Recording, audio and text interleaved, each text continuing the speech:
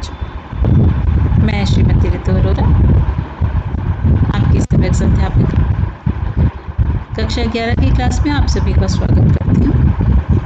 पिछले 6 वीडियो से हम लोग नागरिक शास्त्र खंड क के 3rd लेसन का अध्ययन कर रहे थे।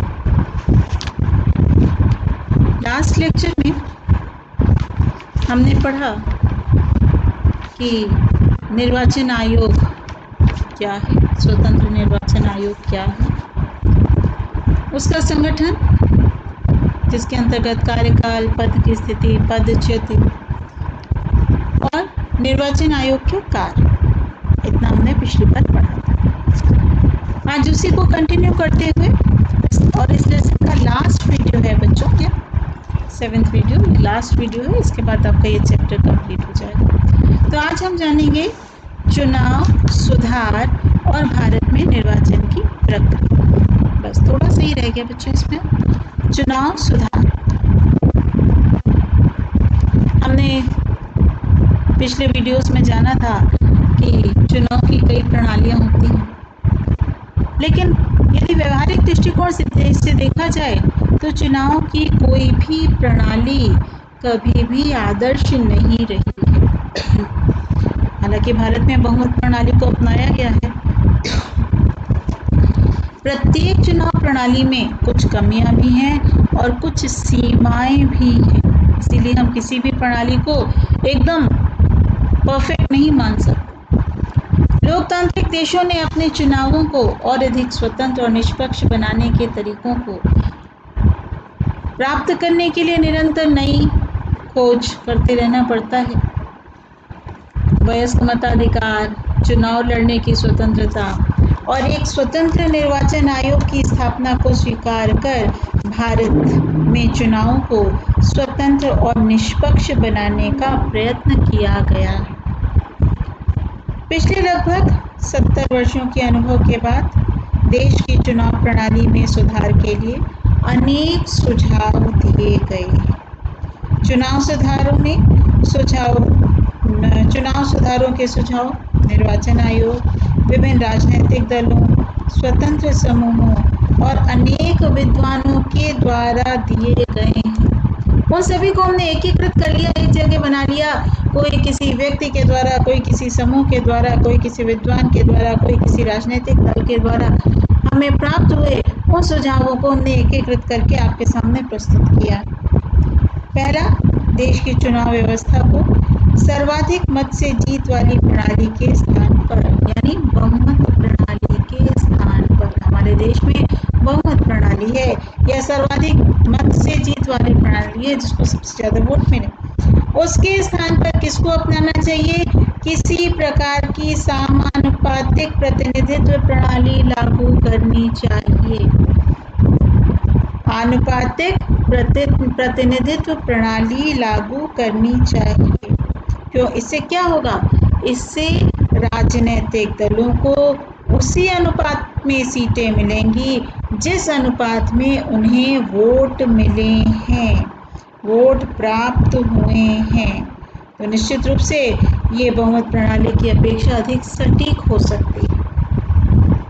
दूसरा, संसद और विधानसभाओं में 1/3 सीटों पर महिलाओं को चुनने के लिए विशेष प्रावधान बनाए जाएं। इसके लिए यदि आरक्षण की आवश्यकता हो तो महिलाओं के लिए आरक्षण की भी व्यवस्था की जाए, क्योंकि महिलाएं भी एक समाज का उतना ही महत्वपूर्ण हिस्सा हैं जितना कि पुरुष महत्वपूर्ण हैं। इसलिए एक समाज में महिलाओं को भी चुनने के लिए उतना ही अवसर प्राप्त होना चाहिए। तीसरा, चुनावी राजनीति में धन के प्रभाव को नियंत्रित करने के लिए और अधिक कठोर प्रावधान होने चाहिए, ताकि जो निर्धन व्यक्ति ऐसा खड़ा हुआ है जिसके पास बहुत अधिक धन नहीं है, वो धनी व्यक्ति के समान ही अपने चुनाव का प्रचार कर सके। सरकार को एक विशेष निधि से चुनावी व्यय का भुगतान करना चाहिए।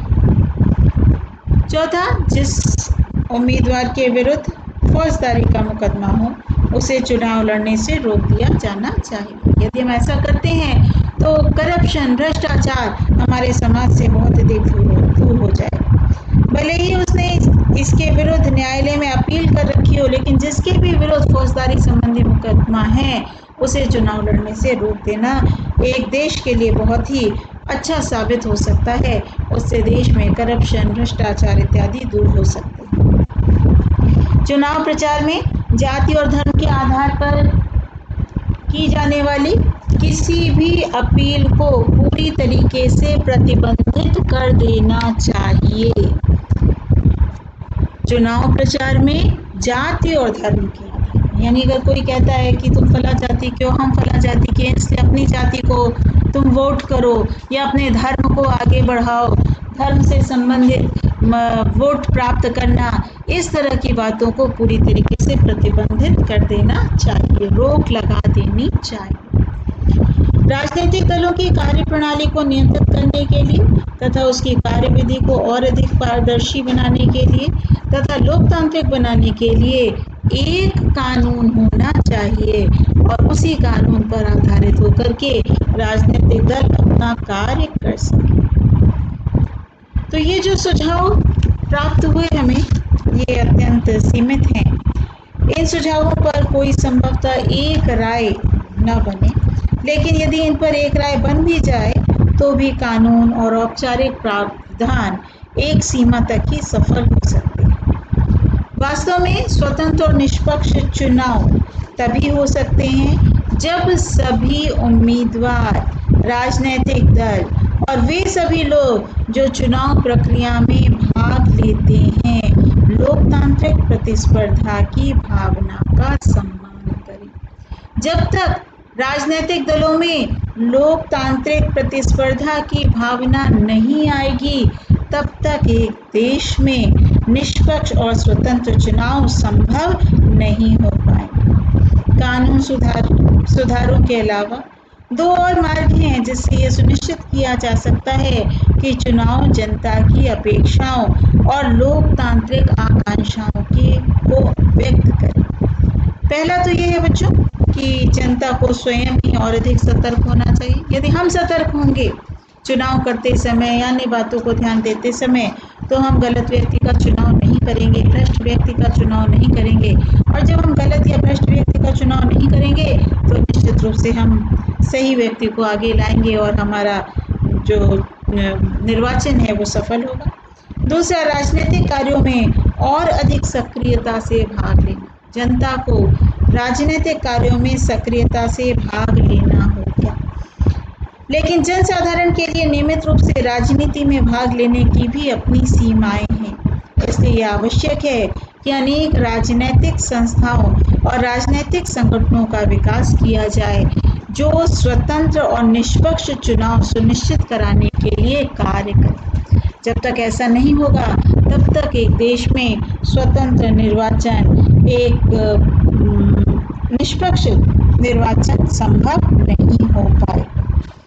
और निश्चित ही बच्चों, गंभीर अपराध में जितने भी अपराधी संलिप्त हैं उनको चुनाव लड़ने से रोक देना चाहिए, उन पर प्रतिबंध लगा देना चाहिए। इससे अपराध भी कम होंगे और राजनीति के अपराधीकरण पर भी रोक लगेगी। दोनों बातों पर फर्क पड़ेगा। एक तो अपराध भी कम होंगे और राजनीति के अपराधीकरण पर भी रोक लगेगी।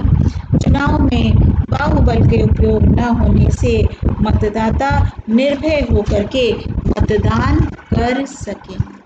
तो इस प्रकार हम चुनाव में कुछ सुधार करके अपनी चुनाव प्रणाली को, अपने निर्वाचन प्रणाली को अपेक्षाकृत अधिक अच्छा कर सकते हैं ताकि निष्पक्ष चुनाव हो, स्वस्थ चुनाव हो। भारत में निर्वाचन की प्रक्रिया क्या है, अब हम इसके बारे में अध्ययन करेंगे। भारत में निर्वाचन प्रायः निम्नलिखित प्रक्रिया के आधार पर संपन्न किए जाते हैं। सबसे पहला कार्य क्या है? निर्वाचन क्षेत्रों की व्यवस्था करना। निर्वाचन की व्यवस्था में सर्वप्रथम कार्य निर्वाचन क्षेत्रों को निश्चित करना। लोकसभा में जितने सदस्य चुने जाते हैं लगभग समान जनसंख्या वाले उतने ही क्षेत्रों में समस्त भारत को विभाजित कर दिया जाता है। यानी 543 सदस्य चुनने हैं तो पूरे भारत को 543 भागों में विभक्त कर दिया जाता। इसी प्रकार विधानसभा विधानसभा कहाँ होती है बच्चों? एक राज्य में। और लोकसभा कहाँ होती है? एक देश में। ये हम लोग नेक्स्ट लेसन में इसके बारे में अच्छे से बताएंगे कि किस प्रकार ये सरकार के अंग है।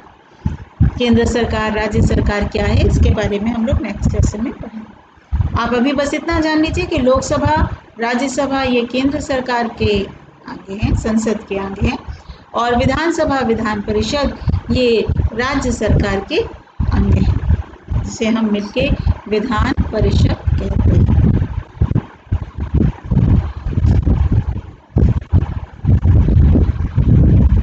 तो लोकसभा में जितने सदस्य चुने जाते हैं लगभग समान जनसंख्या वाले उतने ही क्षेत्रों में समस्त भारत को विभाजित कर दिया जाता है।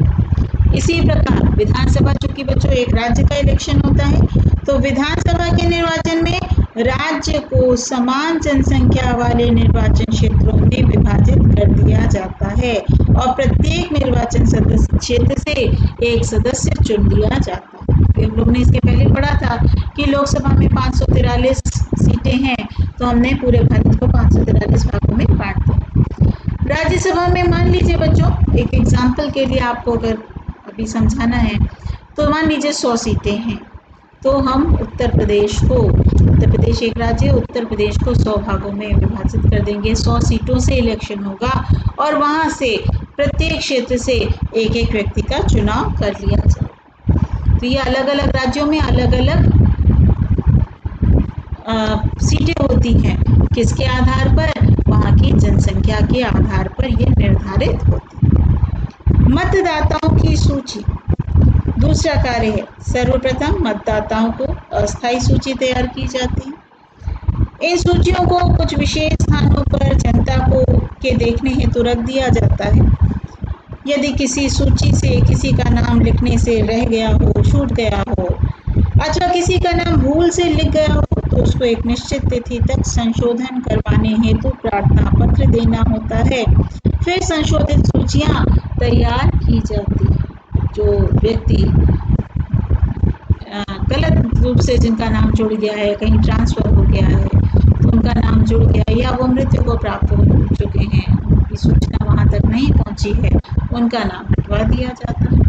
और जो व्यक्ति का नाम छूट गया है, या जो व्यक्ति अभी 18 वर्ष के हो गए हैं, उन्हें अपना नाम जुड़वाना है, तो उनको प्रार्थना पत्र दे करके अपना नाम उसकी संशोधित सूची में लिखवाना पड़ता है। निर्वाचन तिथि की घोषणा। निर्वाचन आयोग निर्वाचन तिथि की घोषणा करता है।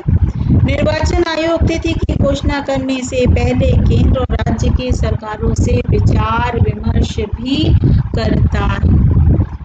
निर्वाचन अधिकारियों की नियुक्ति। निर्वाचन आयोग प्रत्येक राज्य में मुख्य निर्वाचन अधिकारी और प्रत्येक क्षेत्र हेतु एक निर्वाचन अधिकारी, पर्यवेक्षक व अन्य अनेक कर्मचारियों की नियुक्ति करता है। बच्चों, जब निर्वाचन कराना होता है तो बहुत सारे लोगों की आवश्यकता पड़ती है। केवल एक व्यक्ति निर्वाचन के जो 3 सदस्य हैं, 3 सदस्य पूरे देश में निर्वाचन नहीं कर सकते या करा सकते। तो जब जिस समय चुनाव होता है उस समय बहुत सारे व्यक्तियों की ड्यूटी लगती है, उन्हें विभिन्न पोस्ट दी जाती है, अधिकारी के रूप में बैठाया जाता है, जो निर्वाचन के कार्य को संपन्न करने में मदद करते हैं। नामांकन पत्र दाखिल करना। निर्वाचन अधिकारियों की नियुक्ति होने के पश्चात निर्वाचन में भाग लेने वाले व्यक्ति का नाम प्रस्तुत करना होता है। तो कैसे प्रस्तुत होगा बच्चों? उसके लिए निर्वाचन में भाग लेने वाले व्यक्ति के नाम का प्रस्ताव एक निश्चित तिथि के अंदर छपे फॉर्म पर, जिसका नामांकन पत्र है, किसी एक मतदाता के द्वारा प्रस्तुत किया जाता है। मतदाता मतलब हम जो मत देने जाते हैं, हम में से ही कोई व्यक्ति कहे कि हाँ ये व्यक्ति इस योग्य है कि यह चुनाव में खड़ा हो सकता है। एक कहे कि हाँ ये चुनाव में खड़ा हो सकता है, दूसरा उसका अनुमोदन करे, दूसरा कहे हाँ ठीक है मैं भी इस बात से सहमत हूँ कि ये व्यक्ति खड़ा हो सकता है। इच्छुक व्यक्ति यानी उम्मीदवार उस पर स्वीकृति दे दे कि हाँ ये दोनों जो कह रहे हैं उसके लिए मैं स्वीकार हूँ, मैं अपनी स्वीकृति देता हूँ, मैं उम्मीदवार के रूप में खड़ा हो जाऊंगा, तो प्रार्थना पत्र के साथ एक जमानत की राशि जमा करनी पड़ती है बच्चों। जमानत की राशि होती है कि मतलब एक अमाउंट होता है, वो अमाउंट वहाँ पर जमा करना होता है, 5,000 10,000 जो भी अमाउंट होता होगा, और वो तब तक फॉर्म के साथ जमा करना हो, वो तब तक सरकार के पास रहेगा यानी उस निर्वाचन अधिकारी के पास रहेगा जब तक वो चुनाव लड़ने के बाद एक ये होता है बच्चों कि चुनाव लड़ने में इतने कम से कम इतने वोट आपको मिलने चाहिए। अगर इतने वोट भी आपको नहीं मिलते तो आपकी जो जमानत की राशि है वो सरकार के पास जमा रहेगी, वो आपको कभी भी वापस नहीं मिलेगी। इसे कहते हैं जमानत जब्त होना। और अगर आपने उससे ज़्यादा वोट मिल लिए तो जो जमानत की राशि है वो आपको वापस मिल जाएगी। तो फिर से समझा रहे हैं बच्चों, नामांकन पत्र दाखिल करना। निर्वाचन अधिकारी की नियुक्ति के बाद निर्वाचन में भाग लेने वाले व्यक्ति के नाम का प्रस्ताव एक निश्चित तिथि के अंदर छपे फॉर्म पर, जिसका नामांकन पत्र है, किसी एक मतदाता के द्वारा प्रस्तुत किया जाता है। दूसरा मतदाता उसका अनुमोदन करता है। इच्छुक व्यक्ति या उम्मीदवार भी उस पर स्वीकृति देता है और प्रार्थना पत्र के साथ जमानत की निश्चित राशि जमा करवानी पड़ती है। आप ये समझ लीजिए बच्चों, मान लीजिए ए व्यक्ति चुनाव में खड़ा हो रहा है, ठीक, और बी और सी वो कौन है, मतदाता है, और एक्स जो है वो निर्वाचन अधिकारी है। तो ए व्यक्ति ने फॉर्म भरा और एक्स के पास जमा करना है उसको, तो खुद जमा करने तो जाएगा ही, लेकिन अपने साथ दो व्यक्ति लेके के जाएगा, बी और सी। बी व्यक्ति उसका फॉर्म एक्स को देगा यानी निर्वाचन अधिकारी को देगा। एक्स व्यक्ति जो बी व्यक्ति है वो एक्स से कहेगा कि मैं इसके नाम का समर्थन करता हूँ, इसके नाम को प्रस्तुत करता हूँ। और जो बी सी व्यक्ति है वो कहेगा हाँ मैं भी इसके नाम का अनुमोदन करता हूँ यानी मैं भी इसका नाम आपके सामने रखता हूँ। अब जो ए व्यक्ति था वो कहेगा ठीक है, इन दोनों ने जो कहा मैं उस पद के लिए अपनी उम्मीदवारी प्रस्तुत करता हूँ। और एक्स जो है यानी जो निर्वाचन आयोग का अधिकारी जो है वो उससे फॉर्म ले लेगा, साथ में क्या लेगा बच्चों, जमानत की एक निश्चित राशि वहाँ पर जमा, जैसे फीस होती है वो फीस ले लेगा। कहा जाता है ना अगर आप पास हो गए तो आपको वो वापस मिल जाएगी, तो अगर वो इलेक्शन में पास हो जाता है तो उसे वापस मिल जाती है, एग्जाम इलेक्शन में फेल हो जाता है तो उसे वापस नहीं।